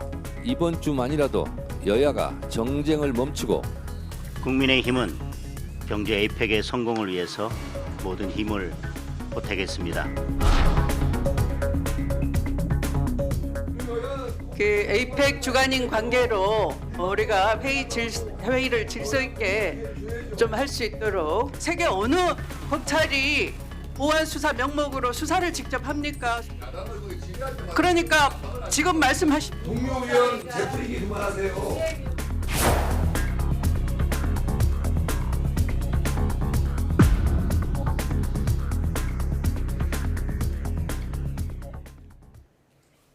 네, 전국 상황 자세히 짚어보겠습니다. 박성민 전 더불어민주당 최고위원, 이재영 국민의힘 서울 강동을 당협위원장과 함께하겠습니다. 어서 오십시오. 자, 먼저 경주 에이펙 상황부터 짚어보겠습니다. 내일 이제 트럼프 미국 대통령이 방한을 합니다. 한미 회담에서 관세 협상이 타결될 수 있을지가 가장 관심인데 이재명 대통령의 미국 언론과 인터뷰도 그렇고 어제 대통령실의 얘기를 들어보면 이 에이펙 기간 중에 마무리 짓기는 힘들 것 같은 그런 분위기더라고요. 네, 그렇습니다. 뭐 협상을 안 하겠다라는 것은 아니고 네. 최대한 끝까지 최선을 다해보겠다라는 입장이긴 합니다만 여전히 이 $3,500의 대미 투자를 두고 쟁점에 있어서 이견이 좁혀지지 않고 있다라는 게 현 상황인 것 같습니다. 네. 특히 이제 몇 년간 얼마씩 투자할 거냐, 그리고 투자 대상과 수익 배분에 있어서도 이견이 분명히 존재한다라는 건데요. 이제 몇 년간 얼마씩 투자할 거냐 부분에 대해서는 미국 측은 사실 굉장히 막대한 금액, 그러니까 향후 8년간 매년 $250 규모를 요구하고 있고 사실 네. 근데 이 상황에서 이 통화 스와프도 어렵다라는 점을 고려해 볼 때 한국은행에서 조달할 수 있는 금액에는 분명히 한계가 있는 겁니다. 그래서 지금 한국 측에서는 외화 채권의 발행 없이 이 연간 $150억 정도를 검토를 하고 있는 건데요. 네. 이 $150억 달러도 사실은 적은 금액은 아니기는 합니다. 근데 여기에 대해서 미국 측이 요구하는 금액과의 차이가 분명히 있다 보니까 여기에서 이견이 좁혀지지 않고 있는 상황이고 이 투자 대상 같은 경우에도 특정 분야에 대한 투자를 결정할 때 이 미국 측에서는 한국의 직접적인 참여를 이제 원하고 있는 겁니다. 근데 여기에 대해서 사실 수익을 어떻게 받을 것인지에 대한 상황도 불확실하고 자금 조달의 시기라든지 이런 부분에서 협상이 이루어지지 않았기 때문에 현실적으로 투자 수익에 대한 결정적인 그 안전망, 그러니까 투자 수익을 확보할 수 있다라는 확신이 없는 상황에서 무제한적으로 이런 미국 측의 요구를 수용할 수 없다라는 것이 한국 정부의 입장일 수밖에 없는 거기 때문에 여기에 있어서 협상이 굉장히 교착 상태에 놓여 있는 것은 맞다. 그러나 결국 협상이 지연되는 이유는 국익을 최대화하기 위한 과정 가운데 있는 것이기 때문에 네. 조금만 더 지켜봐 주시면 좋겠다라는 생각이 듭니다. 네, 말씀하신 것처럼 대통령실은 뭐 협상 지연이 나쁜 거는 아니다. 국익을 어쨌든 최우선으로 고려해야 된다라는 입장인 것 같은데 국민들은 사실 좀 불안하긴 하거든요. 어떻게 보세요? 협상이 너무 지연이 되면 그건 국익을 해치는 거죠. 왜냐하면 관세가 그동안 계속 높게 유지가 될 테고 네. 그 기간 동안에는 우리 수출 기업 같은 경우에는 굉장히 큰 타격을 맞지 않겠습니까? 그렇기 때문에 그거는 좀 약간 앞뒤가 맞지 않는 소리다라는 말씀을 드리고 빨리 그 타결을 해야 되겠죠. 그러니까 이게 쉬운 일은 아니라는 건 인정을 합니다. 네. 근데 이 자리에 지금 이 상황에 처해 있는 것도 사실 지난번 이재명 대통령이 방미 중에 그 15% 관세를 맞추기 위해서 3,500억 달러라는 그 듣도 보도 못한 돈을 약속을 하고 덥석 아무런 그런 조건 없이 하고 오는 바람에 이런 상황이 생긴 거잖아요. 거기에 대한 책임을 지금 지고 있는 건데 지금 뭐 양국 다 내일이라든지 뭐 이번 기회에 타결이 안 될 거라고 뭐 예측은 하고 있지만 네. 개인적으로는 저는 타결될 가능성도 없지 않아 있다고 보고요. 네. 꼭 그렇게 됐으면 좋겠다는 생각이 듭니다. 이렇게 뭐 들리는 얘기에 의하면 뭐 상당히 뭐 숫자라든지 뭐 분할 납부에 대한 뭐 분할 투자라고 해야 되겠죠. 그런 부분에 대해서는 많이 좁혀진 상황이긴 하거든요. 네. 그래서 이번에 이런 것이 타결이 돼야지만이 본인들이 계속 주장하는 국익에 맞는 조치가 아닌가라는 생각이 듭니다. 네, 에이펙 기간 중에 뭐 여러 정상회담도 열리고 안보 경제 이슈가 집중이 되는 만큼 민주당에서는 이번 한 주를 정쟁 없는 한 주를 만들자 그렇게 얘기를 했습니다. 어제 정청래 대표도 그렇고 박수현 대변인도 국민의힘을 자극하지 않으려고 좀 멘트에 신경을 쓰는 것 같더라고요. 그러니까 아무래도 사실 그동안은 이제 국정감사 기관이 진행이 되다 보니까 네. 사실 여야가 강하게 맞부딪힐 수밖에 없는 형국이긴 했습니다. 뭐 여야 정치 상황도 살펴봤을 때 사실 그렇기도 했고요. 근데 결과적으로 앵커께서도 짚어주셨지만 이제 온 국가의 정상들이 우리나라로 모여들고 사실은 한국의 다자외교 시험대다 이렇게 주목을 받고 있는 상황이기도 하고 그리고 대통령께서 이 에이펙 정상회의를 굉장히 신경 써서 준비하셨다라는 것이 또 드러나고 있는 상황이기 때문에 네. 이 과정 가운데에서 여당으로서 해야 되는 일이 뭘까 그리고 여당뿐만 아니라 야당 역시도 대한민국의 정치인으로서 가장 어떤 이런 국가적인 큰 행사가 있다라고 했을 때 이 국회에서 싸우면서 이 국회로 시선이 돌리게 되는 게 맞는가 오히려 이 전 세계의 각국의 정상들이 모여들고 여러 다자외교의 무대가 되는 우리나라의 위상이 높아지는 그런 기간이 될 수 있기 때문에 이 기간 동안에는 좀 우리가 품격 있는 모습을 보이자라는 공감대는 전 충분히 이룰 수 있다라고 생각합니다. 그래서 지금 이제 민주당 차원에서 한 주간 정쟁하지 말자라고 하는 것은 이 에이펙 정상회의의 성과를 최대한 이 주목도를 끌어올리고 그리고 세계인에게 조금 더 품격 있는 국회의 모습을 보여주기 위한 이 두 가지 의도가 동시에 존재한다 이렇게 봐주시면 되겠습니다. 네, 어제 여기에 대해서 국민의힘은 정쟁을 일으킨 쪽이 반성부터 해야 된다라고 대응을 했고요. 조금 전에 들으셨습니다마는 송원석 원내대표도 침묵을 강요하고 있다 이렇게 언급을 했거든요. 동참하지 않겠다는 뜻으로 봐야 될까요? 일단 정청래 대표의 진정성에 대해서 의심을 할 수밖에 없어요. 왜냐하면 일요일이었죠. 일요일에 본인 페북에다가 오세훈 시장한테 당신은 저기 특검이나 잘 받아 이렇게 조롱 섞인 글을 본인 페북에 올렸습니다. 네. 그래놓고 다음날 아침에 우리 정쟁하지 맙시다 이러면 누가 믿습니까? 게다가 뭐라 그랬죠? 악마하고도 손을 잡는다 그랬죠. 아니 우리를 악마라고 얘기했는데 그거 굳이 손잡을 필요 있나요? 뭐 그래서 정청래 대표의 이런 그 진정성 없는 언사들이 조금 실망스럽다는 말씀을 드리고 네. 게다가 너무 정치적인 의도가 많이 담겨져 있어 보이는 게 이제 눈에 보이는 것이 기억나세요? 그 이재명 대통령 UN 연설 때 네. 정청래 대표 한국에서 그 조희대 대법원장 막 이렇게 까고 그럴 때 그때 제가 알기로는 용산에서 불만이 굉장히 많았거든요. 왜냐하면 이재명 대통령의 그 연설이 다 묻혀버렸어요. 네. 그래서 그런 것에 대한 뭐 뼈아픈 그거에 대한 반성이 있는지 뭐 이제는 정쟁하지 마십시다 뭐 이런 거 나오시는 것 같은데 일단은 진정성이 없어 보이고 또 어제 민주당이 했던 얘기도 보면 그것도 참 재미있었던 게 아마 장동혁 대표가 에이펙은 그래도 순조롭게 잘 되기를 뭐 기원한다 이런 그 아주 유한 제스처를 취했거든요. 네. 그리고 나서 정청래 대표가 싸우지 맙시다 했는데 거기다 대고 민주당에 나왔던 그 논평이 화답을 했다. 뭐 국민의힘이 이런 식인데 제가 알기로는 장동혁 대표가 먼저 아침에 일찍 더 얘기했거든요. 그러니까 오히려 제스처를 취했으면 장동혁 대표가 제스처를 취한 건데 그 이후에 발언할 땐 정청래 대표에 대한 그 말을 듣고 나서 민주당이 화답을 했다라는 건 앞뒤 맞지도 않고 요즘에 민주당이 굉장히 급한지 시계도 제대로 안 보는 것 같고 제가 봤을 때는 좀 앞뒤가 맞지가 않습니다. 정쟁 없는 주간을 하자라고 얘기한 그 첫날부터 여야가 대립하고 있는 부분이 바로 최민희 과방위원장의 딸 결혼식 축의금을 둘러싼 논란입니다. 어쨌든 최 의원은 축의금을 돌려주고 있는 것 같은데 국민의힘은 이거 명백한 이해충돌이라는 거잖아요. 뇌물죄에도 해당하는 것으로 좀 보고 있는 거죠? 뭐 제가 얘기를 들어보니까 이게 그 굉장히 거액을 받았잖아요. 네. 거액을 받고 그걸 받고 돌려준다 하더라도 그 받는 순간 이미 벌써 뇌물죄에 해당될 수도 있고 지금 국감 기간에 자신의 딸이 이제 그것도 딴 데도 아닌 그 국회 사랑제에서 웬만하면 다 결혼을 하고 싶어하는 곳에서 그 결혼을 시킨 거 아니에요. 네. 그리고 뭐 언론에도 나오긴 했지만 피감 기관이고 뭐 관계된 그 기관들의 장들이 축의금을 100만 원씩 냈더라고요. 네. 뭐 100만 원짜리들도 있더라고요. 그리고 뭐 50만들도 있고 해서 그건 굉장히 좀 축의금치고 굉장히 높은 금액 아니겠습니까? 그래서 그건 누가 봐도 명백히 이거는 뭐 뇌물로 볼 수밖에 없지 않나. 최소한 일반 국민들은 그렇게 느끼실 것 같아요. 그리고 지금 저 화면에 나오기도 하는데 네. 본인은 무슨 공부했다 그러죠? 양자역학 공부했다고. 네. 공부하느라고 딸 신경도 못 썼잖아요. 그만큼 딸한테 다 모든 걸 맡겨놨던 상황 속에서 왜 보좌관이 저거를 정리를 하고 앉아 있습니까? 그러니까 저거는 앞뒤가 맞지 않고 보좌관들이 저거를 정리하고 있었다는 것은 그만큼 본인이 관여를 하고 있고 최소한 의원실이 관여를 하고 있다는 얘기로 들리는데 보여지는데 최민희 위원장도 사실 이번에 본인 긁혔다 그랬잖아요.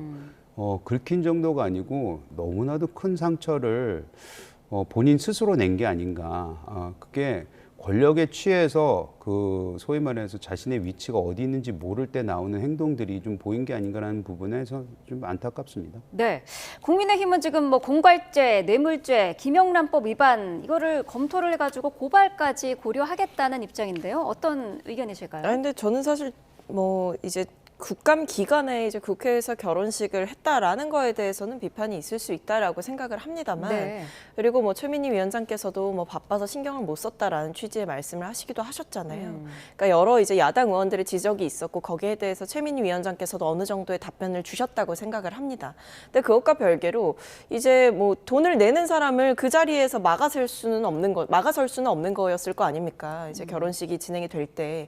근데 결과적으로 이제 축의금 명단을 이제 정리를 하고 하는데 이 국감 기간 중이라 많이 바쁘기도 했고 그래서 이제 정리를 해서 명단을 좀 뽑아보고 있는데 이 과정 가운데에서 뭐 피감기관이나 기업에서 적절치 못한 액수가 들어왔다라고 한 것에 대해서 확인을 하고 그렇다면 그것을 그냥 두는 것이 아니라 반환을 하고 반환 조치를 하고 돌려드리는 조치를 했다라고 하는 거는 오히려 적절하다라고 봐야 되는 거죠. 사실 여기에 대해서 이제 문제를 삼기 시작하면 이제 왜 그 금액을 받았느냐부터 네. 시작해서 받았고 돌려줬는데도 돌려준 것까지 문제를 삼는다면 이거는 그저 문제를 삼기 위해서 비판을 하는 것이다 이렇게 보이거든요. 그러니까 비판을 위한 비판인 거죠. 사실 받았다라는 것만으로도 문제를 삼을 수 있는 것이고 받았고 돌려줬는데도 여기에 대해서 문제를 삼는다라고 한다면 저는 좀 불필요한 논란이 지속되는 것 같다라는 생각은 들고요. 네. 결과적으로 봤을 때 이게 금액들이 좀 부적절하고 크다라는 것을 확인했기 때문에 돌려드리는 것 아닙니까? 그리고 어떤 금액과 별개로 사실은 이 과방위원장이라고 하는 상임위 위원장으로서의 위치가 있기 때문에 피감기관이나 유관된 기업들에서 들어왔다라고 하는 돈이라면 당연히 부적절할 수가 있는 거죠. 그 부분에 대해서 정리를 하고 있고 돌려드리는 절차를 밟고 있다라고 한다면 여기에 대해서 뭘 어떻게 비판을 하는 것인지 사실 저는 그 비판의 논리가 좀 납득이 되지 않거든요. 네. 뭐 최민희 위원장이 여기에 대해서 돈을 내라라고 한 것도 아니고 금액을 제시한 것도 아닌데 과한 금액과 어떤 부적절한 대상으로부터 받았다라고 한다면 그걸 돌려드리는 조치를 할 수 있는 게 최민희 위원장으로서는 최선 아니겠습니까? 그 최선을 다하고 있는 과정에서까지도 비판을 한다면 이제 저는 논란은 끝이 없다. 그러니까 비판은 끝이 없다라고 생각을 합니다. 반박하시려고 있으실 것 같은데요? 논란이 끝이 없죠. 왜냐하면 근데 이거를 저 위치에 있는 사람들은 그걸 항상 늘 고민하고 그거에 대해서 늘 준비를 하고 있어야 되는 사람들이잖아요. 첫째, 보좌관을 저거 정리할 걸로 이렇게 부탁을 할 거라면 네. 애시당초 나 시간이 없어서 딸 결혼식 잘 못 챙기니까 내 딸이 결혼할 때 이상한 피감기관에서 와서 돈 낼 때 너희들이 거기서 막아서고 앉아 있어야 돼. 뭐 이렇게 얘기를 하는 게 오히려 보좌관을 자신이 이제 좋은 행동을 위해서 쓸 수 있는 방법인 것이고 쓴다는 말은 좀 죄송하지만 그리고 이게 뭐 금액의 차이가 있지만 공직자는 받았을 때 그리고 지금 왜 돌려주냐는 걸리고 문제가 되니까 돌려주니까 돌려주기 싫은데도 돌려줄 수도 있는 부분이 있잖아요. 네. 그거는 우리가 지금 김건희 여사 비판하는 거하고 금액하고 내용은 틀릴 수 있지만 받아놓고 걸리니까 그거 돌려주고 난 이제 그거 뭐 목걸이도 이상한 거 만들어 놓고 그죠? 그런 거하고 뭐가 다릅니까? 그러니까 공직자들 고위 관료층들은 이런 거 할 때 사전에 늘 조심해야 되고 늘 준비해야 되고 이런 일이 일어나지 않게끔 만들어야 되는데 사고 터지고 나서 이런 식으로 수습하는 모습 그리고 수습한 건지도 제대로 모르겠고 이런 모습 속에서 국민들이 실망하는 거 아니겠습니까? 네, 국민의힘은 뭐 어제도 그랬습니다만 오늘 조금 전에 송원석 원내대표도 과방위원장 자리에서 즉각 사퇴해야 한다 이런 주장을 펼쳤거든요. 그런데 지금 민주당은 어떤 당 차원의 조치는 생각하고 있지 않은 것 같아요. 이제 개인 차원에서 지금 축의금을 돌려주고 뭐 부적절한 금액이나 부적절한 대상으로부터 받은 것이 확인이 되면 네. 반환하는 절차를 밟고 있기 때문에 여기에서 뭐 당이 어떻게 더 뭐 얘기를 할 부분은 없을 것 같습니다. 네. 만약에 어떤 언론의 보도를 통해서 어떤 축의금의 명단이 공개가 되고, 근데 이 중에 뭐 피감기관이라든지 기업들에서 받았다라고 하는 부적절한 내용들이 공개가 됐는데 여기에 대해서 본인이 아무런 조치가 없다라고 한다면 이 최민희 의원께 어떤 당 차원에서 여러 가지 당부나 이야기를 할 수 있겠습니다만 본인이 이미 자체적으로 좀 조치를 하고 있는 상황이기 때문에 여기에 대해 구체적으로 당의 입장을 밝힐 것은 없는 것 같고요. 자, 앞에서 김건희 씨에 대한 얘기가 나왔는데 김건희 씨 같은 경우는 최민희 위원장과 동일 선상에 둘 인물은 아니죠. 이제 왜냐하면 이분 같은 경우에는 그 목걸이 같은 경우에도 논란이 되니까 이제 돌려주고 이랬던 거거든요. 그러니까 언론 보도를 통해서 이게 목걸이에 대한 뭐 수사라든지 이런 것들이 본격화되거나 이 출처를 추적하는 내용들이 나오니까 가짜로 해명하고 그 뒤에 돌려준 거란 말이에요. 그 외에도 이제 로봇계 사업가로부터 받았던 시계 같은 경우에도 이 금액을 전부 다 준 게 아니에요. 그러니까 대리구매를 시켰다라고 하는데 이 대리구매에 대해서도 사실 말이 많은 게 이제 본인이 그 금액을 완전히 다 준 게 아니란 말이에요. 그렇기 때문에 사실상 시계를 갈취했다 이렇게 보시는 분들도 있는 거죠. 이제 일종의 이 본인의 지위와 권력을 활용해서 그리고 심지어 용산의 뭐 홍보실 자리에 올래라는 식의 일종의 매관매직까지 해가면서 이 시계를 받았다라고 하는 이런 대목들이 쟁점이 됐던 사람이기 때문에 이 최민희 위원장의 어떤 축의금 액수나 이런 부분이 좀 과한 것 아니냐라고 지적을 하실 수는 있지만 부적절한 금액과 대상들에 대해서는 자체적인 조치와 반환을 하고 있다. 이 점을 좀 눈여겨봐 주시면 좋겠다라는 말씀 드립니다. 근데 그 부분 말씀드리는 거예요. 직위, 권력 활용해서 갈취했다는 거잖아요. 똑같아 보일 수도 있다는 말씀이에요. 그리고 왜 돌려줬냐? 문제가 되니까 돌려줬다는 것도 비슷한 부분이 있다고 저는 말씀드리는 거예요. 네. 최민희 위원장의 저 모습 속에서 우리가 지금 우려하는 것은 뭐냐면 권력에 취해 있는 게 아닌가라는 부분입니다. 그러니까 지금은 그 축의금이 문제가 되지만 얼마 전에 그런 일도 있었잖아요. 언론사 불러놓고 자기가 마음에 들지 않으니까 내쫓아 버렸잖아요. MBC 그 국장이었나요? 네. 그러니까 언론이 자신에 대해서 좋은 말 하지 않고 도움되는 말을 안 했을 때는 그건 나쁜 언론이다라고 명명을 하지 않았습니까? 그 윤석열 정부하고 김건희 씨가 했던 황교안하고 똑같은 거예요. 폭만 좀 틀릴 뿐이지. 그렇기 때문에 권력에 취했을 때 나오는 행동들이 보이는 거기 때문에 우려가 된다는 말씀 드리는 겁니다. 네. 자, 여야가 정쟁을 이어가는 내용 중에 하나가 또 부동산이 있습니다. 11호 부동산 대책에 대해서 어제 대통령실에서는 고육대책이었다라는 이야기가 나왔고요. 국감장에서 민주당은 부동산 상황이 이렇게 비상이 된 건 전 정부의 책임이 있다라고 했거든요. 어떻게 들으셨을까요?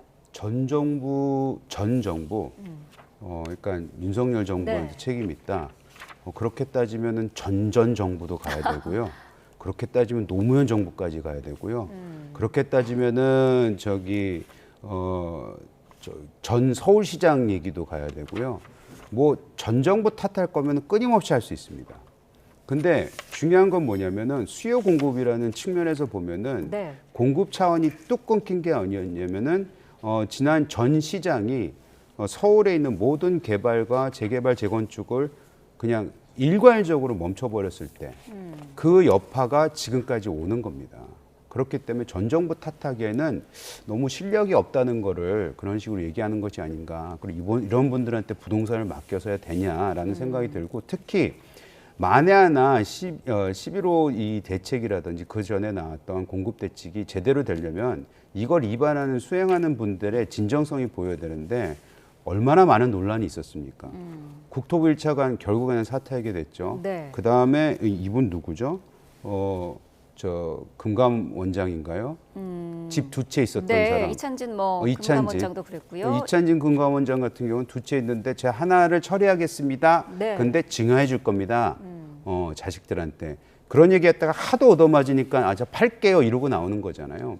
그래서 이런 분들이 알뜰살뜰 모아서 집 사라고 하거나 돈 모아서 사라거나 나는 아들한테 증여해 줄 거니까 난 집 한 채입니다. 이렇게 얘기하시는 분들이 있는 상황에서 누가 이 부동산 정책에 대해서 신뢰를 하겠습니까? 안 그래도 지금 부동산 서울 집값이 최고치라고 얘기가 나오고 있지 않나요? 정부에 대한 신뢰가 없다는 거죠. 네, 말씀하셨습니다만 뭐 이찬진 금융감독원장뿐만 아니라 이혁원 금융위원장도 어제 뭐 자신들이 각각 보유하고 있는 부동산에 대해서 국민에게 직접 사과하기도 했더라고요. 그러니까 이게 사실은 뭐 일종의 내로남불 논란이 나오는 거 네. 아니었겠습니까? 이제 본인들은 다 있는데 네. 이제 다른 사람들한테 특히 국민들한테는 이제 사지 마라 이런 취지로 이제 말씀을 하신 이 국토부 1차관 같은 경우에는 발언 논란 때문에 사퇴까지 사실은 이어지기도 했거든요. 네. 그만큼 이 부동산 같은 경우에는 국민들의 굉장한 관심사이기도 하고 국민들의 영린이라고 볼 수도 있는 부분입니다. 근데 이런 네. 부분들을 이제 말을 통해서 뭔가 이제 설화를 만들고 국민들의 정서와 좀 동떨어지는 메시지를 내보낸다라고 하는 것 자체가 저는 공직자들로서 그리고 정치권에서도 매우 조심해야 되는 부분이다 이렇게 생각이 들고 네. 그런 부분에서 사과를 좀 하는 것은 필요하다라고 보고 다주택 논란에 대해서도 필요하다면 집을 정리하는 것도 방법인 것이죠. 그 정도의 위치와 그 정도의 권한과 그리고 그 정도의 책임이 있는 자리이기 때문에 저는 공직자들의 발언이나 아니면 태도에 있어서 좀 구체적인 실행력을 좀 보여줘야 된다라는 생각이 들고 근데 그와 별개로 어떤 부적절한 발언이 있고 아니면 고위 공직자들 중에서 좀 재산 상황이나 이런 것들을 봤을 때 뭐 어떤 대책과 역행하는 방향이 아니냐라는 지적은 충분히 하실 수 있다라고 생각이 듭니다만 네. 이런 대책이 그렇다면 불필요했느냐? 저는 필요했다고 봅니다. 그러니까 우리가 얼마 전에 이제 이재명 정부 출범하고 나서 대출 규제를 한번 했었잖아요. 네. 그러니까 그때도 사실은 이제 갑작스럽게 이런 규제를 하니까 이제 문제가 된다라고 비판을 하시는 분들도 있었지만 사실 그러고 집값이 잠시 잡혔었던 거거든요. 네. 그러니까 이번 대책 역시도 본질은 이제 모든 거래를 막겠다라는 것이 아니라 이 갭 투자가 심화되면서 집값이 계속 천정부지로 올라가는 것이 문제다라는 문제의식에서 이것을 어느 정도 안정시킬 필요가 있다라는 점에서 좀 떨어뜨릴 필요가 있다라는 점에서 시행을 한 것이기 때문에 대책 자체의 필요성을 저는 부정할 수는 없는 것이다. 다만 그 대책을 고민하고 시행하는 단위에서의 논란이 있다면 그 부분들은 좀 정리될 필요가 있다. 이렇게 보고 있습니다. 네, 민주당은 뭐 부동산 이슈와 관련해서 개인 의원들의 뭐 의견을 공개적으로 하지 말아라, 뭐 이른바 함구령을 내렸다고 하던데 그 이유는 어디에 있을까요? 그러니까 아무래도 지금 상황에서 좀 부동산 대책이라고 하는 것이 찬반이 있을 수밖에 없고 그리고 네. 오히려 지금 말로써 그러니까 공직자들의 말로써 좀 설화가 일어나고 있었던 상황이다 보니까 당 차원에서도 어떤 여당으로서 리스크를 키울 필요가 없다라는 생각이 드는 것 같고 네. 대책이 이제 시행된 지 얼마 안 되는 상황이잖아요. 그러니까 발표된 지 얼마 안 된 상황이기 때문에 조금 더 지켜볼 그 시간들이 있고 국민들의 반응이나 아니면 시장의 상황이나 이런 것들을 면밀히 모니터링해야 되는 상황 속에서 말을 통해서 뭔가 리스크를 키워가는 것은 적절치 않은 방향인 것 같다라는 여러 가지 판단이 있는 것 같습니다. 네, 국민의힘 내부 상황도 잠깐 짚어보죠. 어제 광역 의원을 대상으로 하는 연수가 있었는데 장동혁 대표가 내년 지방선거를 두고 제2의 건국전쟁이라는 언급을 했습니다. 이 발언을 놓고 여러 가지 해석들이 나오고 있는데 어떻게 해석하고 계세요? 뭐 그냥 장동혁 대표가 꾸준히 그 출마 때부터 해오던 말의 연장선이 아닐까라는 생각이 있고 과대 해석은 좀 필요 없다고 생각을 합니다. 네. 뭐 어떤 분들은 건국 전쟁이다라고 얘기하니까 이게 꼭 무슨 윤석열 전 대통령하고 관련된 거 아니냐 이런 식으로 연계를 하시긴 하는데 글쎄요, 뭐 저는 대통령도 아닌 사람인데 건국 전쟁이라는 얘기를 썼다고 해서 뭐 그렇게까지 해석할 필요는 없다고 생각하고요. 다만 네. 내년 지방선거가 사실 그 지난 계엄 그다음에 뭐 탄핵 대선 이후에는 국민의힘으로서는 절망적이었거든요. 근데 민주당의 행태를 보니까 몇몇 군데에서는 민주당한테 이렇게 폭주를 냅둬서는 안 되겠다라는 시민의 목소리가 조금씩 나오는 것 같아요. 네. 아마 그런 의미에서 내년 지방선거를 절망적으로 볼 필요 없고 우리가 야당으로서 역할을 잘하면 우리도 반드시 좋은 성과가 있을 수 있다. 이런 희망을 좀 준 얘기가 아닌가라고 해석합니다.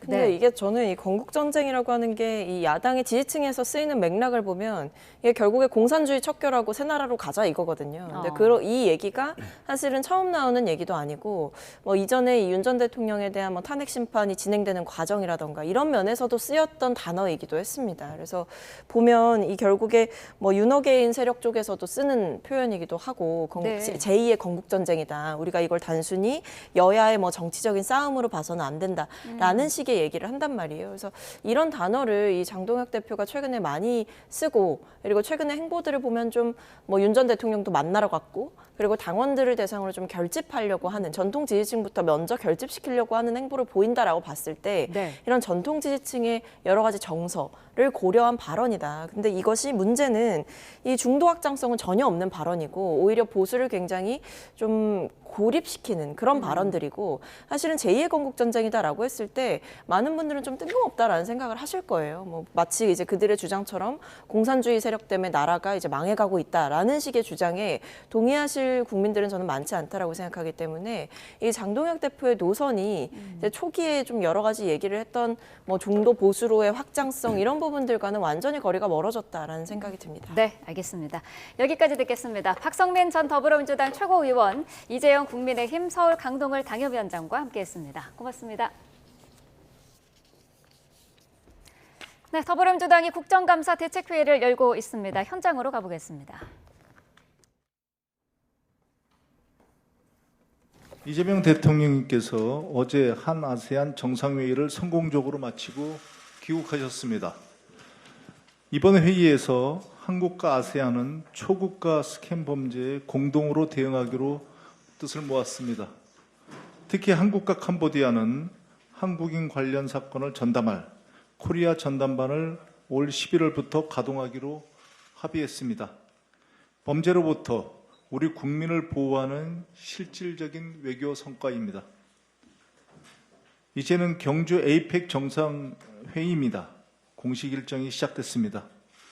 내일은 한미 정상회담, 30일에는 미중 정상회담, 11월 1일에는 한중 정상회담이 예정되어 있습니다. 이번 회의는 세계 경제 질서가 새롭게 재편되고 한반도 안보의 방향이 결정될 분수령이 될 회의입니다. 한미 관세 협상, 미중 담판, 한중 한일 관계 등 굵직한 의제가 많습니다. 대한민국은 의장국으로서 이번 회의가 세계 평화와 인류 번영의 결과로 이어질 수 있도록 리더십을 발휘할 것입니다. 경주 에이펙을 통해 세계는 다시 대한민국의 저력을 확인할 것이라고 확신합니다. 민주당은 에이펙의 성공을 위해 국회와 당이 할 수 있는 모든 일을 다 하겠습니다. 코스피가 어제 4,000원선을 돌파했습니다.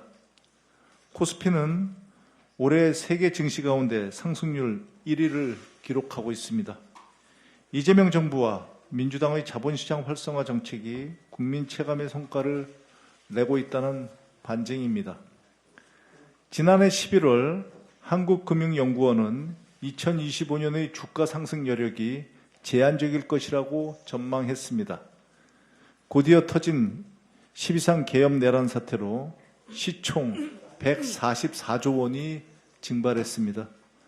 그때만 해도 코스피 3,000도 어렵다는 비관론이 많았었습니다. 하지만 지금 우리 시장은 그 예상을 뒤집고 새 역사를 쓰고 있습니다. 민주당은 국민과 함께 새 역사를 계속 써나가겠습니다. 국민의 금융투자가 산업의 성장으로 이어지고 그 성장의 이익이 다시 국민의 자산으로 돌아오게 하겠습니다. 코스피 5천 시대 선진 자본시장으로 가는 길을 흔들림 없이 추진하겠습니다. 국정감사가 이제 막바지로 들어서고 있습니다. 민주당은 이번 국감을 내란 청산, 민생회복 국감으로 완수하기에 최선을 다하고 있습니다. 내란 세력의 법적, 정치적 책임을 분명히 묻고 민주주의를 지키기 위한 제도적 장치를 마련했습니다. 동시에 민생개혁 과제를 발굴하고 정책 대안을 제시했습니다. 집권 여당으로서 이재명 정부 5개월의 성과를 국민께 알리고 민생경제 중심의 국감을 만들었습니다. 남은 일정도 국민께서 체감할 수 있는 결과로 마무리하겠습니다. 국감 이후에도 오직 민생경제를 위해 뛰겠습니다. 물가 안정, 산업재해 예방, 경제형별 합리화, 가상자산 등 기존 TF의 속도를 내겠습니다. 국감에서 확인한 현안 해결을 위한 TF도 추가로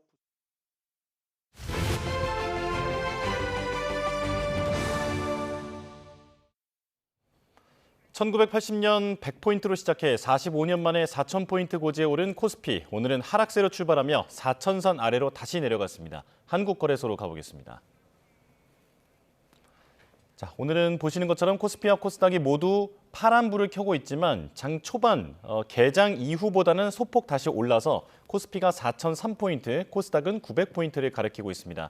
코스피는 오늘 출발은 0.8% 내린 4,010포인트로 개장했었고요. 그리고 코스닥은 0.01% 오른 902.82포인트로 개장했습니다. 자, 원달러 환율 보겠습니다.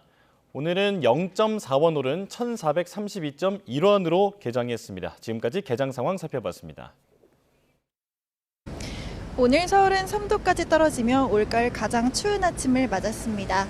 서울 등 내륙 곳곳에서는 첫 서리와 첫 얼음도 관측됐는데요. 추위가 절정에 달한 오늘 출근길에 오른 시민의 목소리를 들어봤습니다. 가을이 없어지고 그냥 바로 겨울이 된 것 같은 느낌이에요. 그래서 집에 있는 옷 중에서 제일 따뜻한 거 꺼내 입고 나왔는데 너무 추운 것 같습니다. 이틀째 이어지는 초겨울 추위에 저도 시민들처럼 두꺼운 외투를 입고 나왔는데요. 하지만 10분만 정도만 서 있어도 몸이 절로 움츠러들 만큼 춥습니다. 특히 한파주의보가 내려진 대구와 경북 지역은 어제보다 기온이 10도 가까이 떨어졌는데요. 어제 11.2도였던 대구 아침 기온이 오늘은 3.5도로 뚝 떨어졌습니다. 오늘 아침 절정에 달했던 추위는 낮부터 기온이 오름세를 보이며 점차 누그러지겠습니다. 서울의 낮 기온은 12도에 머물겠지만 남부지방은 광주와 전주 16도, 부산 17도 등 15도 안팎으로 오르겠습니다. 다만 내일 아침까지는 쌀쌀하겠지만 낮부터는 평년 수준을 회복하겠고 주 후반에는 중서부와 호남, 제주도에 비가 내릴 전망입니다. 기온이 크게 떨어지면서 중부 곳곳에서는 서리와 얼음이 관측된 만큼 농작물 피해 없도록 더욱 주의하셔야겠고요. 급격한 기온 변화에 건강도 잘 챙겨주시기 바랍니다. 지금까지 광화문에서 YTN 정세현입니다. 뉴스업 화요일 순서 마칩니다. 내일 다시 뵙겠습니다. 고맙습니다.